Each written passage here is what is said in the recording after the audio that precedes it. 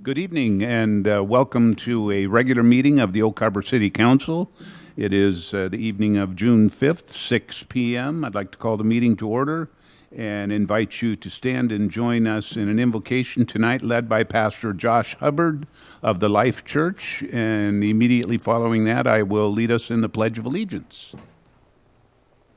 It is my honor and privilege to be here this evening.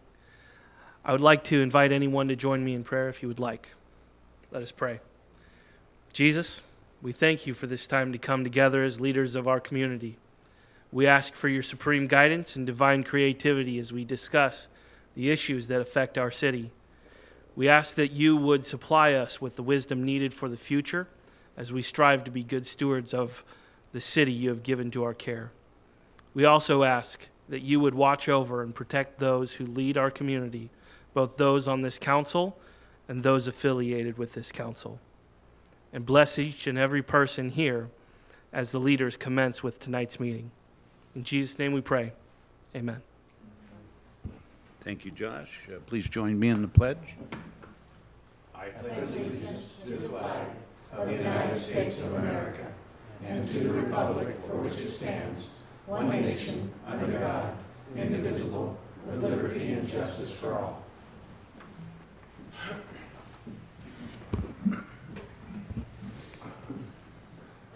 Okay, this evening we will move forward. Looks like we've got our full council. Move forward with the agenda. Do I see any? Not seeing any change. The agenda will be approved as presented. We're going to move on to item number 2. Tonight we have an honor and recognition, and I'd like to call our police chief to the podium for an oath of office for Police Officer Greg Wendell. Chief. Thank you, Mayor. Council members, I'd like to call Greg. Can you come up here? I just got to bend over so much with this. I want to take a moment to recognize the other members of the Oak Harbor Police Department who are here today. Ron Esparza is Greg's excellent FTO at this particular point in time and doing a great job with that. So, and then Officer Taylor's here in civilian clothes too. Thank you. So thanks for coming, guys and gal. Appreciate it. Okay, so it's my honor today to swear in a new officer, Greg Wendell. Before I do that, I want to let you know, so I had a meeting out of town. I'll keep this very short. A meeting out of town, and I wore a suit. So I got back, well, I guess at 5:30, changed it into my uniform. Well, the uniform I had ready was a short sleeve. So I can tell you why I know that Officer Wendell is going to be a trendsetter for the department, because he came out like this after changing, after a day's work, and so I had to then go put on this outfit to match him. So he set the pace for me today. So Greg comes to us, he went through the competitive process, of course, and he comes to us from graduate from Coopville High School, and he enlisted, I believe, pretty near right out of high school in the United States Navy and served 6 years.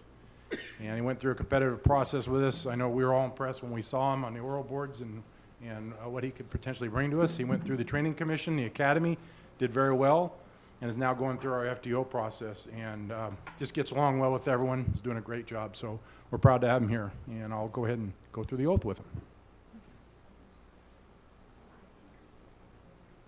Yes. Raise your right hand, please. Repeat after me. I state your name.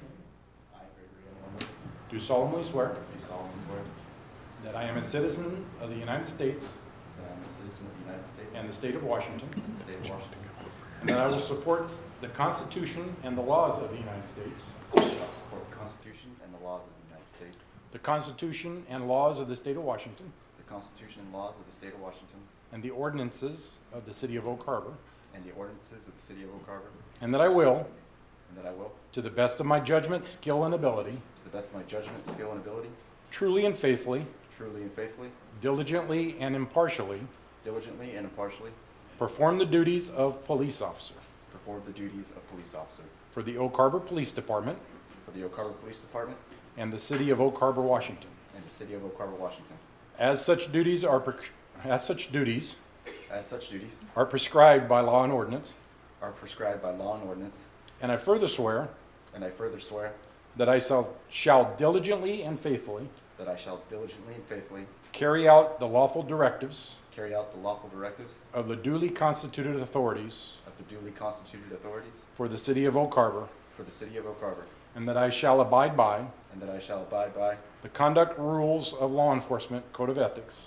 the conduct rules of law enforcement code of ethics. So help me God. So help me God. Okay, nice job.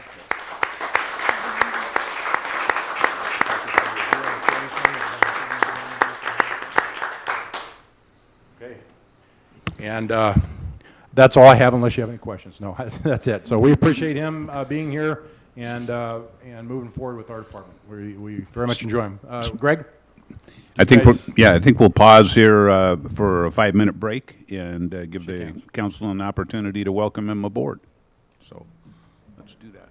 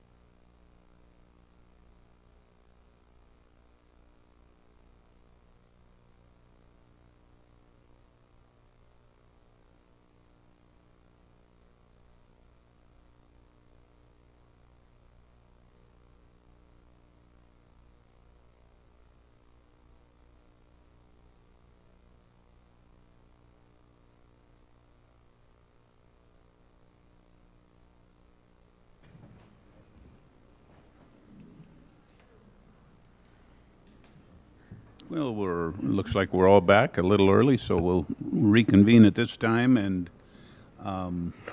move on to section 3 of our agenda. It is citizen comment period at this time. Citizens may comment on subjects of interest not listed on the agenda or items listed on the consent agenda. To ensure comments are recorded properly, please state your name clearly into the microphone, and please limit comments to 3 minutes to ensure all citizens have sufficient time to speak. So, okay, looks like we have one who has signed up, Danny Hahn, for citizen comment. Yes. Come forward to the podium, if you will, Danny.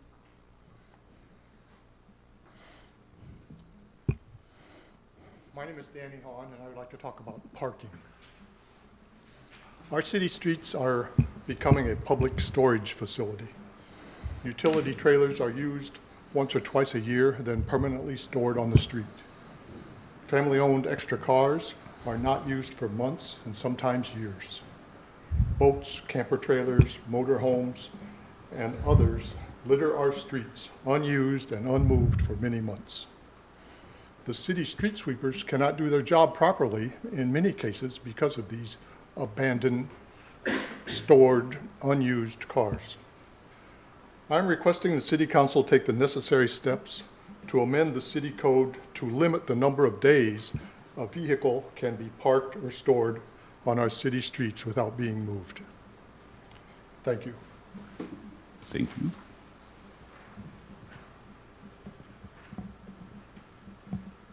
Okay. Any other citizen comments?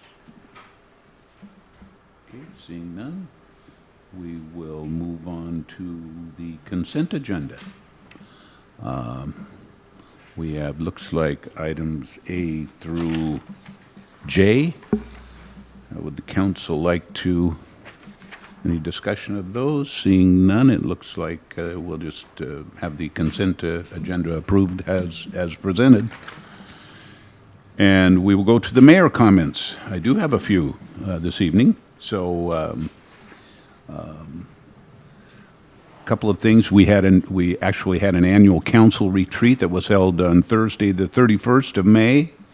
Also wanted to announce that the Association of Washington Cities annual conference is going to be June 26th through June 29th. And it looks like we've got Mayor Pro Tem, myself, and a couple of other council members planning to attend this year. Also wanted to give our condolences from the city to the family and Rosemary Morrison and family for the loss of Bob Morrison, who served on our city council from January 1st, 2002 until December 31st of 2003. Bob passed away on May 26th, and again, our condolences to the family. Rosemary, of course, was our city clerk for over 30 years here at the city, and she currently volunteers at the Oak Harbor Senior Center, so sure appreciate that. A couple of things.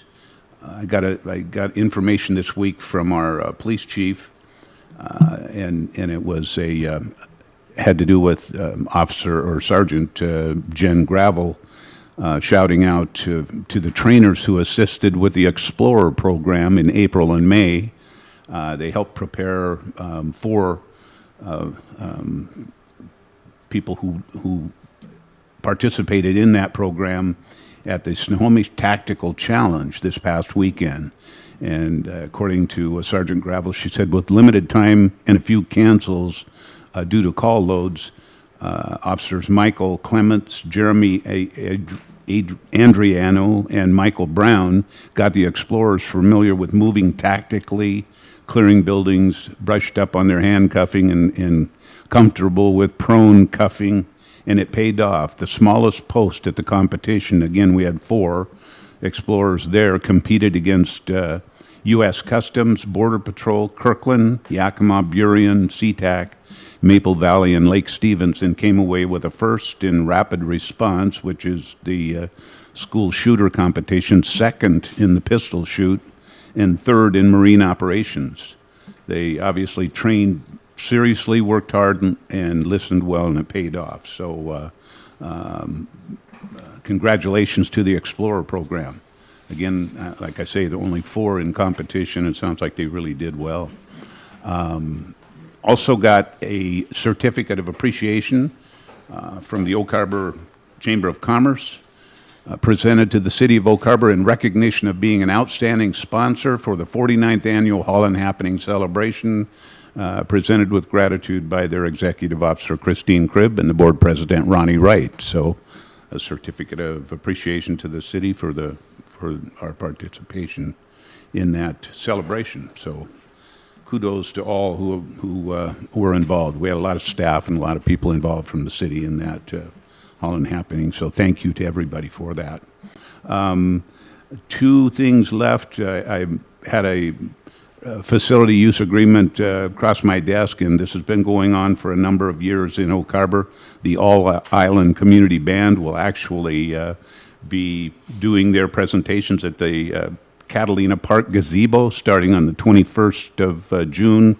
They play beginning at 7 p.m., play for an hour. It's a free event, and they're fun to listen to. So they'll be at the Catalina Park Gazebo on Thursday nights through August 30th. So if you get a chance, come down and listen. Finally, if you noticed the news this weekend, and I'm sure most of you did, big concern with the couple of Boy Scouts that got separated from their pack in the Baker area, and they had a couple of adults with them. There were 4 of them who got lost. They were actually lost overnight, and then the next day they were found after they found shelter in a cave, and they were picked up by our search and rescue guys from NAS Whidbey. So again, another a rescue successful. They had great pictures of the four of them, you know, walking over to the big helicopter, and that was an impressive partnership that continues to happen between lots of people in our area and NAS Whidbey. So thank you, NAS, and it's great to have you as a partner. And that's it for me. So we'll turn to council. Yes, Councilor Wiesner?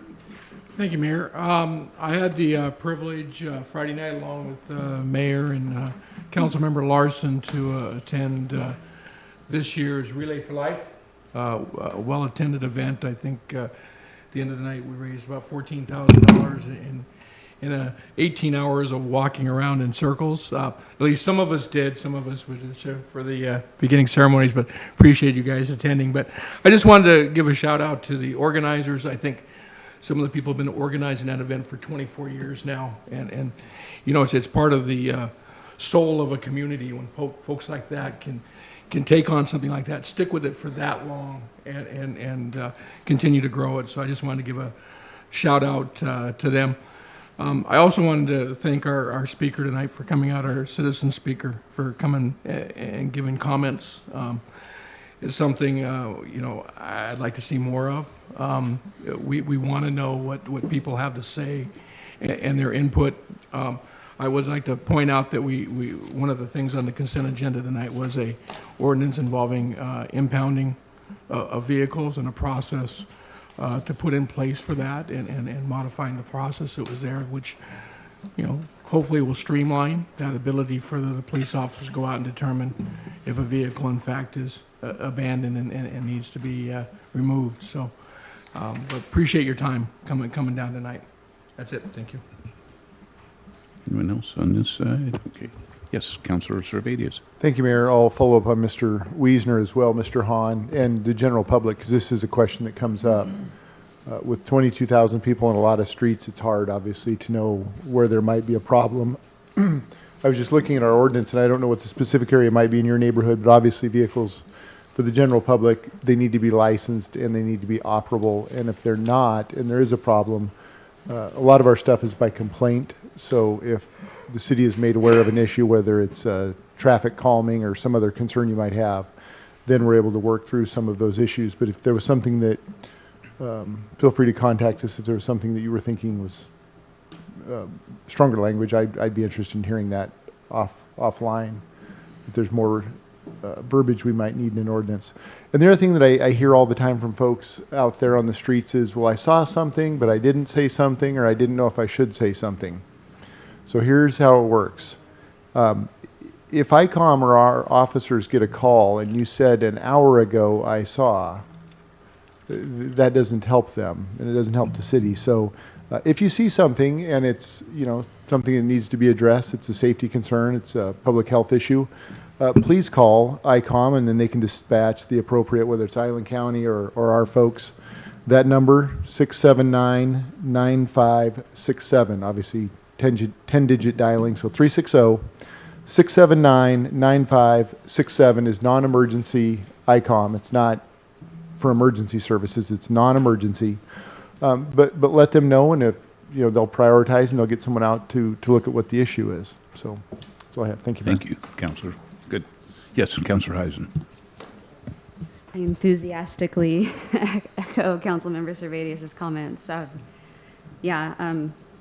Posting complaints on Facebook is great, but if you don't actually report them or call ICOM and we have no record of things happening, then we can't justify responding. So, make use of that. It's always great to get things documented, even if we can't address it at the time. Mr. Hahn, thank you so much. I've always thought that the indefinite parking ability was kind of counterintuitive. So I would be interested in investigating that a little more. A couple other things. June, as you guys know that I love, is Pride Month, where we celebrate diversity and the contributions made by LGBTQ individuals. throughout history and our continued progress towards equality. June is also a very, very dangerous month for teenagers on the road, the most dangerous month of the year for teenagers on the road, because of all the celebrations. We just had prom, we're about to have graduation, lots of celebrating, and I do know that there are parents who host parties with the justification that if they host parties and if there is alcohol or et cetera at the parties, at least the kids are in their home and they're being supervised, because otherwise they would go out and be unsupervised. And I understand that rationale. I get it.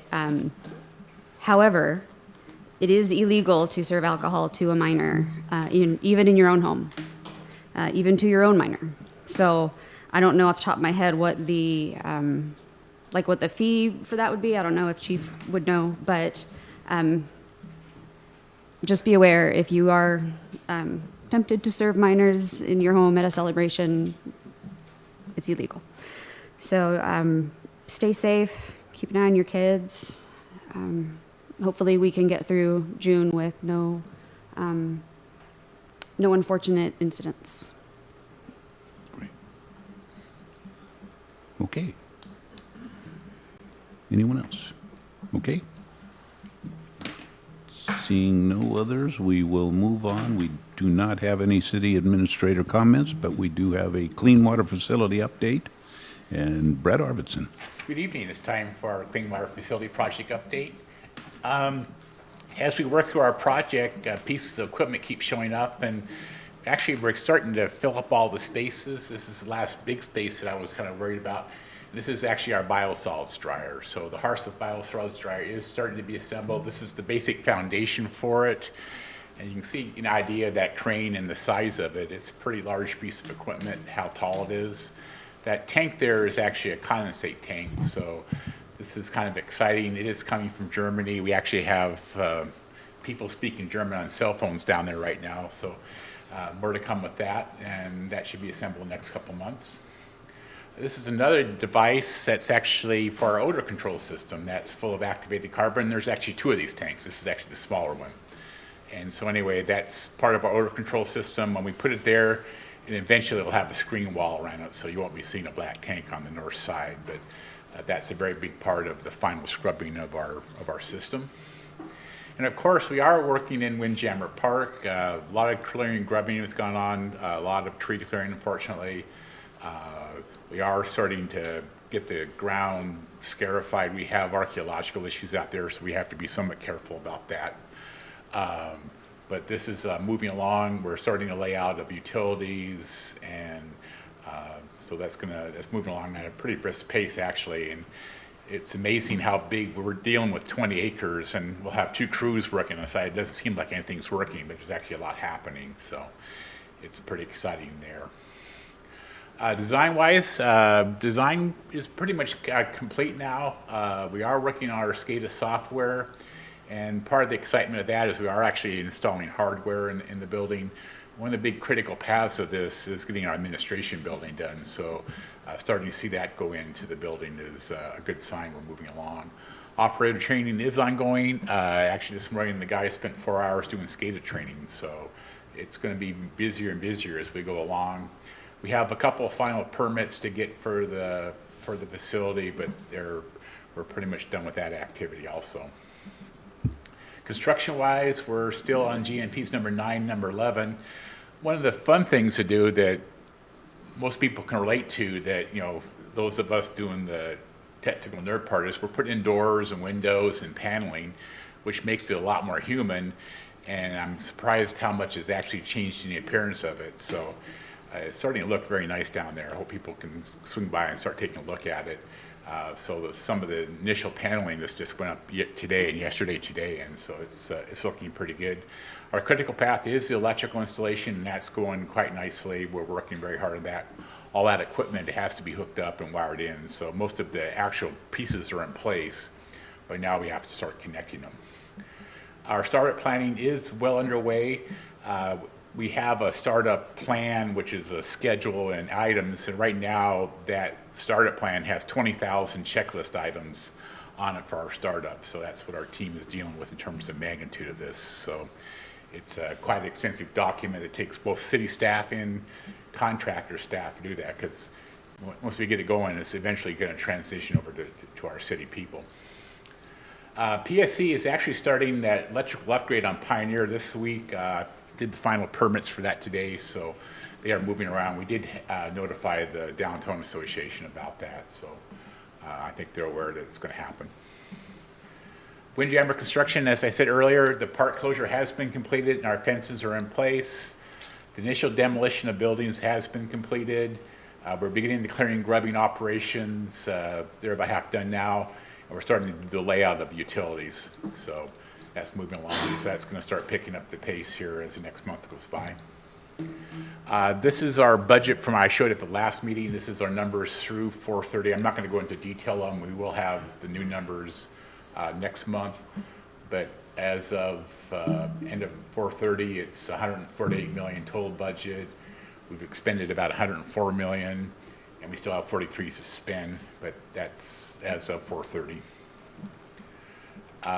With the single council meetings, the next, both this month, June and July, we will be giving you your monthly written report at the first meeting of the month. So the one that you would normally see in the mid-meeting for this June will be actually July 3rd, and I think the next one will be August 7th, I think is the date.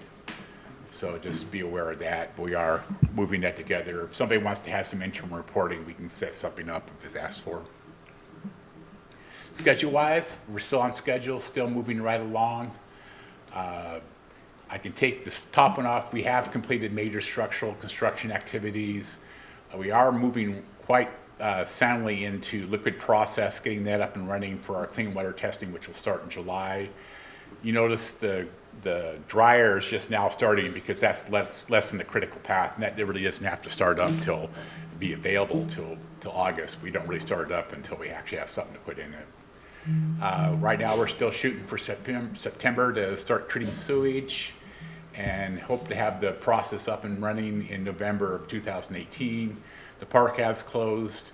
A lot of the park work will be done by Christmas. Right now, interesting thing is coming out is City Beach is the last thing we can do. So we're going to tear up City Beach, but we have the existing pump station that pumps over to the lagoon.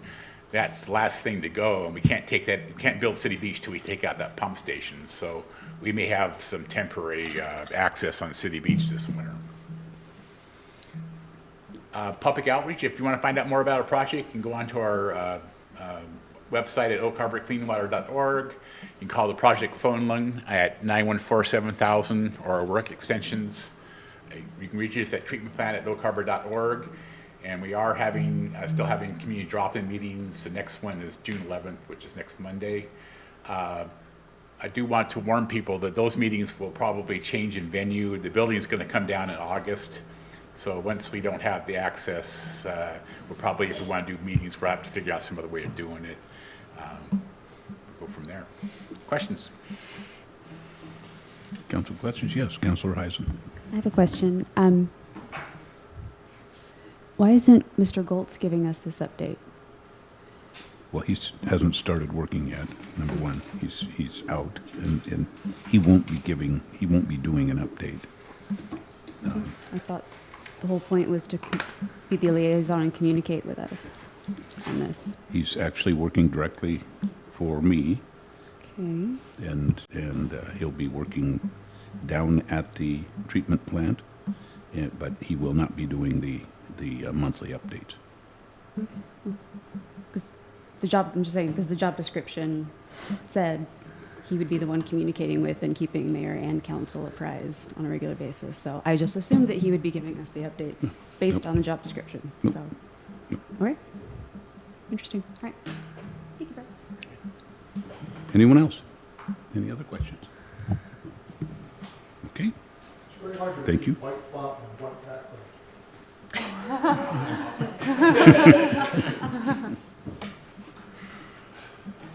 Okay, we will move on to actually public hearings and meetings. We have a couple of ordinances and a Outfall project contract to discuss. And I will give the public a chance to speak after each of these presentations. And to ensure comments are recorded properly at that time, if you care to speak, please state your name clearly into the microphone and limit your comments to 3 minutes to ensure all citizens have sufficient time to speak. We'll start with item number 7A, ordinance number 1834, shopping cart regulations. We have our city attorney, Nikki Esparza. Thank you, Mayor, City Council. This evening, we have a continuation of the conversation that we had at our last meeting regarding the shopping cart ordinance that council asked staff to prepare. At our last meeting, council asked for some changes, particularly with regard to the notices on the cart, the notices to customers, and how we go about notifying the stores that their carts have been located off their premises. So this new draft, which you have in strike-through format, as well as a clean copy, does make some changes that include loosening the requirements relating to signage posted on the carts, and also notices posted around the stores. We just had them, we're asking for them to put it near the cart stalls now. And we really left it to the cart owners to decide how they're going to put the identification on their carts, or how they're going to make their carts identifiable. We added in phone calls as a means of notifying the store owners or managers that their carts have been located. As an FYI, the theft of a shopping cart is actually still on the books in the RCWs, and it is incorporated by reference in Oak Harbor Municipal Code 9A 56005.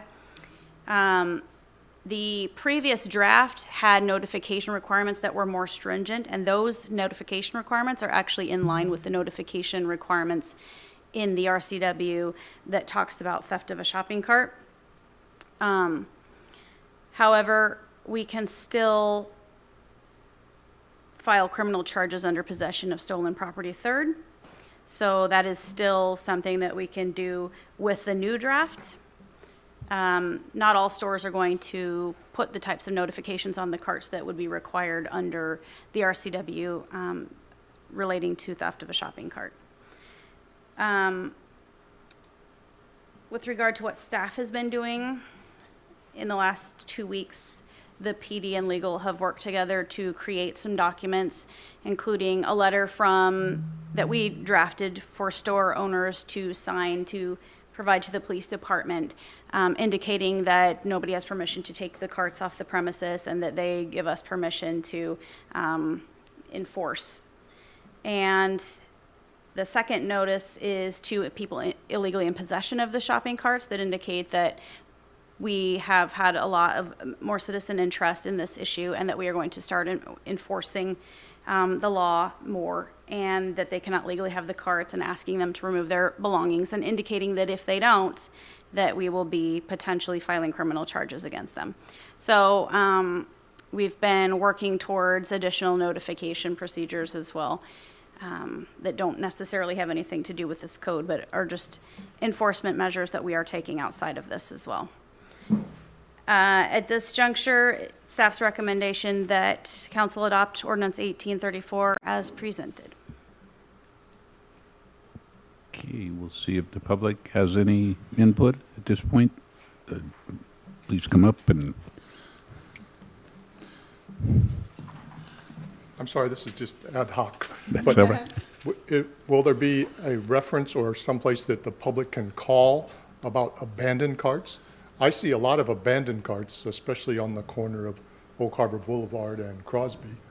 And I don't know that homeless people have left them there. I think shoppers have left them there. Mm-hmm. And I was just wondering who to call to get them picked up. Will that be addressed in the ordinance? Good question. Thank you. Thank you, Mr. Hahn. It's not actually addressed in the ordinance, but we are working on a communication plan to determine how we are going to go about receiving information from the public and disseminating it. There has been talk about using an ICOM, some form of distribution system through ICOM. We have not yet fully determined what that's going to look like. Sorry, so I just wanted to say something in reply to the gentleman's question. What I would encourage with something like that is to call the store. A phone call to the store and letting them know is the easiest way to they want to try to police this up, or so to speak, as best they can without getting necessarily others involved. If somebody sees a shopping cart belonging to one of our local stores and they just simply call the store up and say, hey, I just want to report your shopping cart is at this location, that's a good way to do it. If it doesn't take care of it, then we're working on another system of notification. And to follow up on that, the stores are actually communicating with each other now. We did distribute a list of emails to the stores so that they can sort of internally work together to self-police. So. We invited the stores, and I think there were 10 stores with shopping carts that were invited, and we had 9 come here for a meeting to start it off, and it was a really good meeting. The store managers, for the most part, and some people from council and our own staff, and the stores are excited about the opportunity to help and try to clean them up and get them back. And obviously they're expensive carts too, and they want to get them back for obvious reasons. So I think we're going in the right direction. But I do know that I saw a cart show up right down on Pioneer Way, and I didn't call the store, but that's good to know that cart did have that happened to be a Kmart cart, and it had a phone number, I would imagine, right on it. If not, I would know how to reach, or not. Did I say, I meant Walmart, yeah. So, any council, yes, Councilor Servadius. Thank you, Mayor. I heard the statistic this morning from a previous manager at Walmart, and they said they had a year ago 125 small carts. They now have 20. So there's 105 of them out there somewhere. I didn't verify that. I just heard it from a fairly reliable source. But could you clarify, please, Mrs. Sparza, the point you said about possession of stolen property under the statute versus the ordinance and how that works right now, or I guess how it'll work here in a few minutes if we approve this? So we could always charge people with possession of stolen property. We couldn't necessarily have successfully prosecuted for theft of a shopping cart because under the RCW there are requirements for posting certain types of notice on the shopping carts, similar to what we had in the original draft. And obviously, we've removed those more stringent requirements and left it more to the shop owners to determine how to identify their carts. So we still really can't prosecute as well unless they voluntarily put that information on the carts and meet the notification requirements of the RCW. But we can still prosecute under possession of stolen property, 3rd degree. So I didn't understand the distinction then. What was the first one versus the... The first one was theft of a shopping cart. It's a specific RCW that's related to theft of a shopping cart. Possession of stolen property. Yes, possession of a stolen property is a more general statute, Okay. not specific to shopping carts. Okay, thank you. Have you heard back? We had a great turnout, that meeting that the mayor referenced. Have you heard since this draft went out in the last look from any of the store owners or managers? We haven't spoken with the store managers since we put the drafts out. Okay. A thought that I had as we are, I don't know, Dina's back there somewhere, we're developing a new website that is hopefully much more user-friendly to the public. And to follow up with Mr. Hahn's comment and Chief Dresker, if someone searches shopping cart, hopefully we could get contact information for the stores in there, because I would much rather see people be able to contact them directly. It takes on a whole nother level when we have to document that something was sent out and then someone has to follow up, but we will have that ability, hopefully, if this goes through. Something that came out of that meeting that was intriguing, and I don't see any language in here, and I didn't catch this last time. A lot of folks will jump to the conclusion that, or the assumption, maybe that this is a transient or homeless thing, and it was pretty interesting to listen to the store managers. Obviously, that is a component of it, but a large part of the problem they have is apartment owners, or apartment dwellers, I guess. They'll, run across or a block or two away and just leave the cart. Do we do anything to put any of the onus, or could we put any language, or maybe in a future update, to put some onus on the apartment complex or the apartment managers or really anyone else. I don't know who else might collect these, but if they have 3, 4, 5, 6 of them, which the store manager said it's not uncommon, they'll find a fair amount of carts there, that they have some responsibility to return those? So that's, I mean, obviously it's not something that we have in this current draft, and it's not something that I've spent a lot of time thinking about. So I couldn't answer that necessarily this evening. I could spend some time So maybe just, pondering it. I mean, I want very much, I'll support this. I'm just thinking down the road, rather than putting all the onus on them, that there might be some responsibility too for the apartment managers to possibly encourage the folks to send stuff back. I think that was it. Thank you, Mayor. Councilor Watzinger?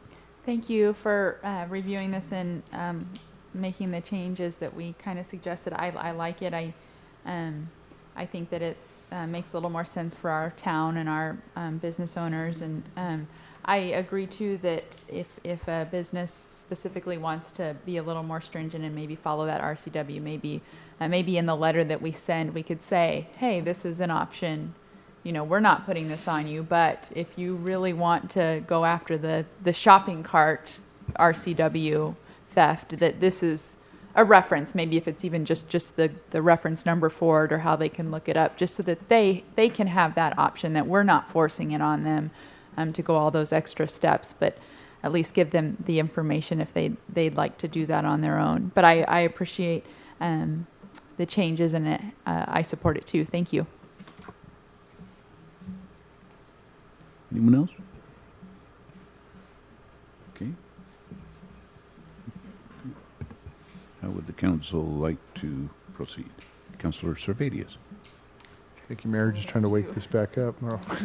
I move to adopt ordinance number 1834 as presented. Second.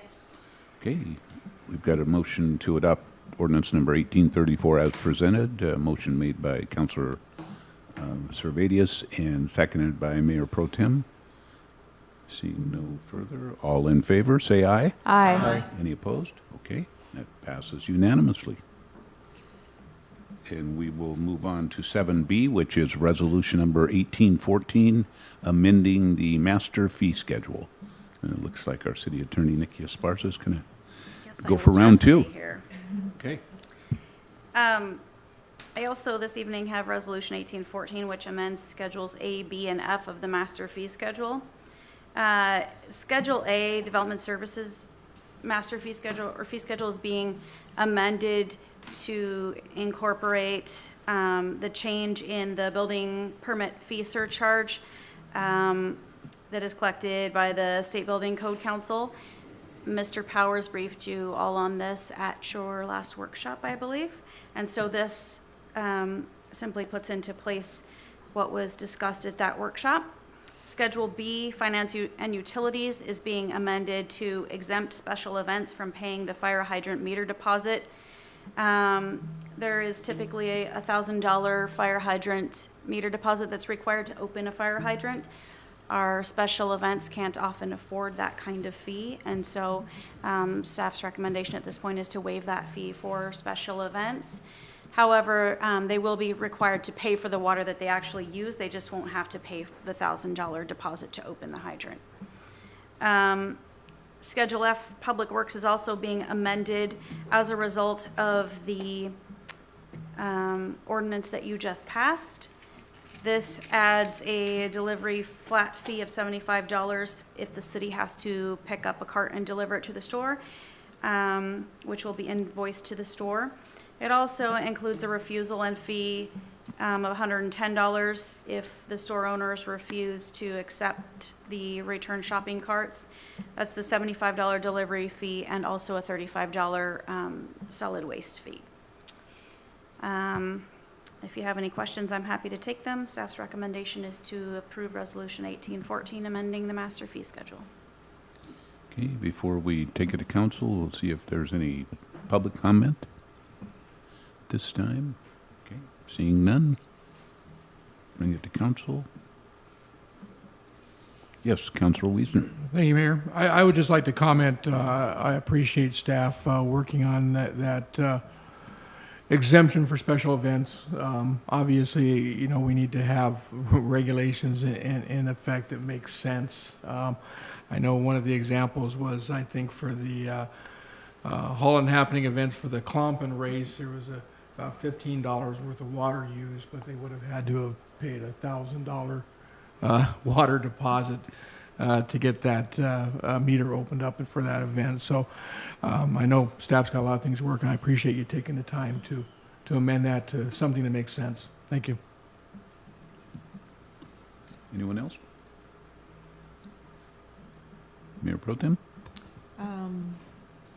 The other members ready. I move to approve resolution number 18-14, amending schedules A, B, and F of the master fee schedule. Second. Okay, we've got a motion and a second to approve resolution number 18-14, amending schedules A, B, and F of the master fee schedule. Motion made by Mayor Pro Tem Munns and seconded by Councilor Wassinger.